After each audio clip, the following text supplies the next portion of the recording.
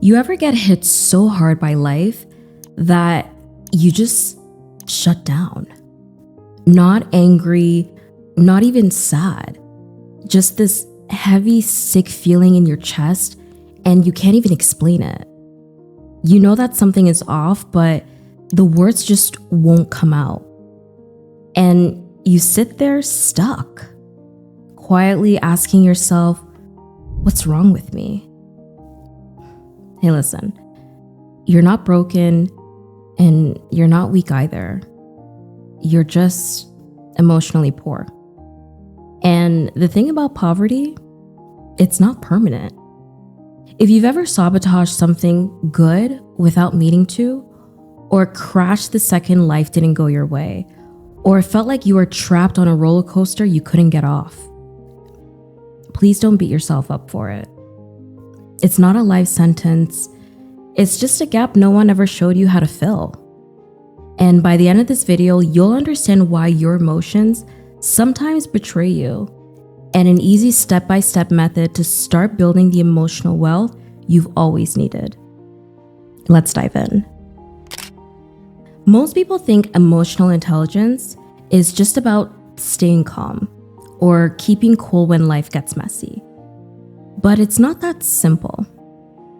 Emotional intelligence, it's crucial for survival, because without it, life doesn't just feel hard, it's overwhelming. And when you don't know how to name what you're feeling, you can't manage it. And if you can't manage it, it ends up managing you.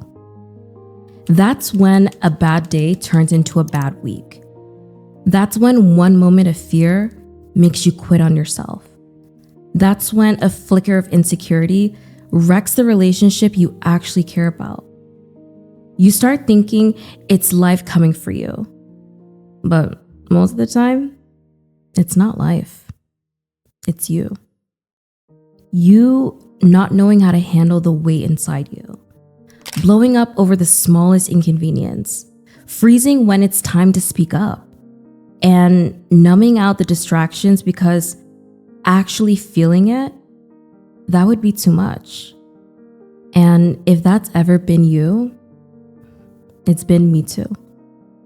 I know what it's like to sit there so overwhelmed by something you don't even have the words for, that you either shut down or you blow up over small, stupid shit and later wonder, why the f did I just do that?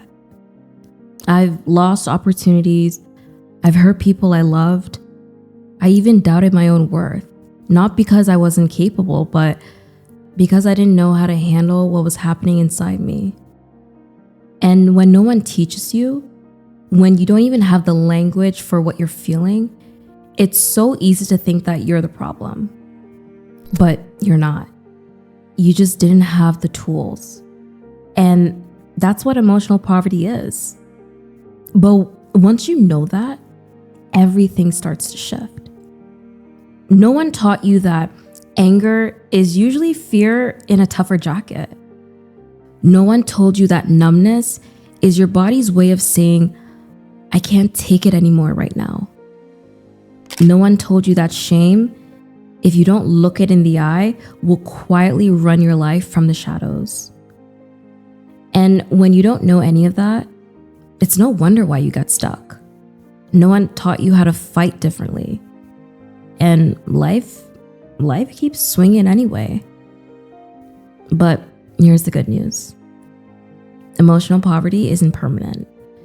Just like financial poverty, you can grow emotional wealth one choice at a time. And it all starts with something most of us were never taught how to do. And that's what I call the emotional wealth cycle. Label, validate, regulate, learn, and respond. And when you start living inside that cycle, when you practice it again and again, you stop being a prisoner to your emotions and start becoming the master of your internal world. But let's not get ahead of ourselves, because every transformation, and I'm talking about the real kind, it all starts with the first step. And for emotional wealth, you gotta label what you feel. And I know it sounds basic, But for most people, they walk around carrying all this emotional weight and they don't even know why they're holding on to it. They feel heavy, irritated, anxious, and they can't tell you why.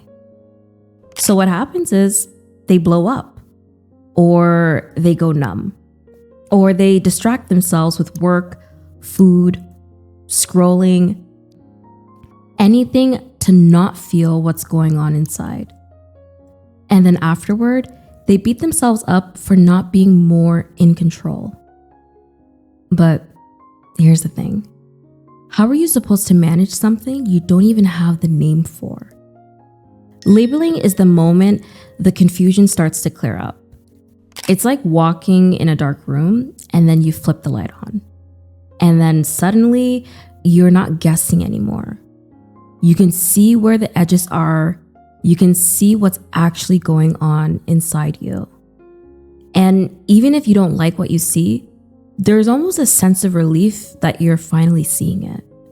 Most of us grew up with 4 emotional words. I'm happy, or I'm sad, or I'm angry, or I'm tired. That's it. So when something deeper comes up, like feeling unseen or disrespected or betrayed or resentful, we don't even have the language to name it. And when we can't name, we carry quietly in our tone, in the way we shut down, and in the way we push people away, even when we don't mean to. But once you start using words that actually match how you feel, something starts to shift. You realize you're not just overreacting, you're protecting something tender. You're not crazy, you're not broken, you're just overwhelmed and under-resourced. And labeling what you feel, that's you getting your power back. So here's something you can try next time you feel a little bit off. Pause, take a break, and ask yourself, what am I really feeling right now? Can I give it a name, even if it's messy? Does this remind me of something I felt before? And you can even use this emotional wheel to help you pick the right feeling. You don't need the perfect answer. You just need honesty. And once you can say, this is shame, this is grief pretending to be anger, this is that old wound that's showing up again, you're no longer drowning in it. You're seeing it. And now you can actually do something about it. Now, here's where most people mess up. They finally name what they're feeling, and then they immediately try to get rid of it. It's like, okay, cool. I'm sad. Let me fix it. But emotional wealth isn't about rushing to feel better. It's about learning to be yourself in the middle of it. And that's where the next step comes in. Validation. Most of us grew up thinking that certain emotions were bad. Anger, too much. Sadness, weak. Insecurity, that's embarrassing. So those feelings come up, and what do? We shove them down, we power through, and we judge ourselves for even feeling them in the first place. And without realizing it, we start sending our nervous system this message. You're not allowed to feel that here. Which only makes the emotion stronger, louder, and even more chaotic. So that's why labeling alone isn't enough. You can name the emotion all day, but if you're still judging it, it'll keep fighting for space. So validation is where healing actually begins. It's when you can say to yourself, of course I feel like this. Of course this hurts. Of course this keeps coming up. It's not approval. It's acknowledgement. And acknowledgement is powerful because once your body knows it's safe to feel, it softens up a little bit. You stop resisting and your emotion stops screaming. And here's how to practice it. When a strong feeling shows up, instead of pushing it away, you can try saying, "This makes sense. Anyone in my shoes would feel this too. I don't have to do this, but I can sit with it." That pause, that moment of grace, that's emotional wealth. Because you're not making the feeling wrong, you're just making space for it to pass through. And emotions that are allowed don't get stuck. They move. And you move with them instead of being ruled by them. Now, validation gives your emotions permission to exist. But just because they're allowed to be there doesn't mean they get to run the show. Because here's the thing, even after you've labeled it, even after you've validated it, sometimes your body is still freaking out. Your mind is like, "I know what's going on." But your body's like, nope, we're not safe. And that's why this next step is so important. Regulation. You ever have one of those moments where you know exactly what's happening? You know why you're triggered. You even know where it's coming from.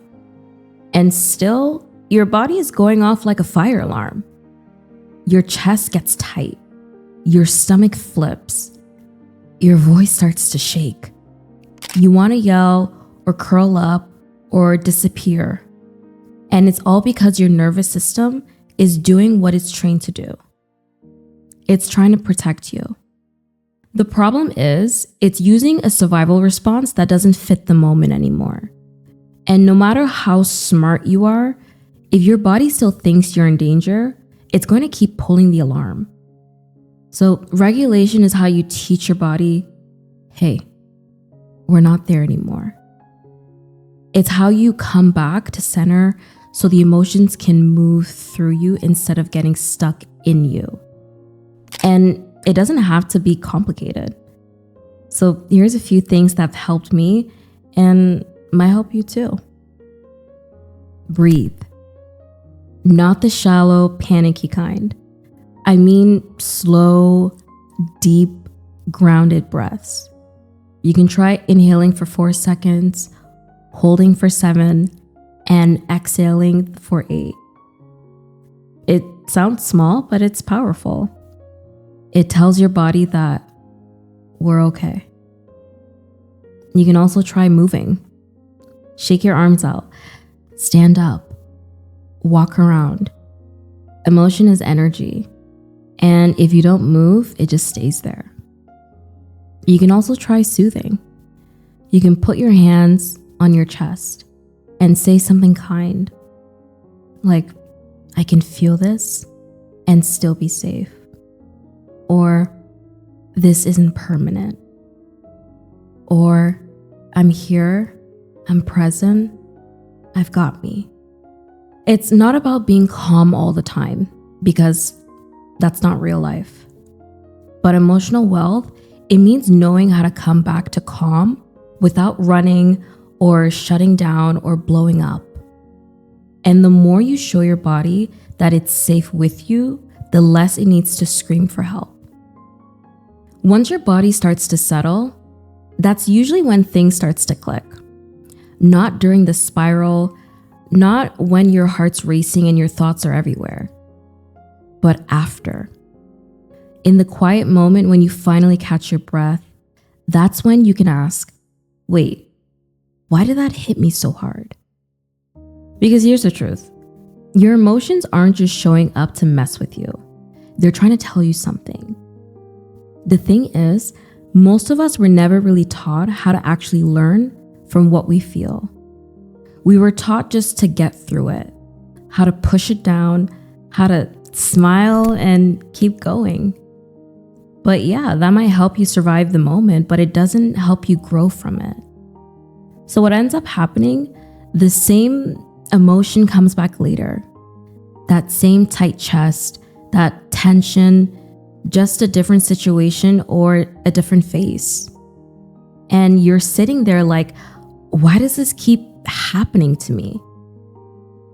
But the real talk, if you don't take a moment to ask why something is showing up, you'll keep running into it again and again until you finally slow down and listen.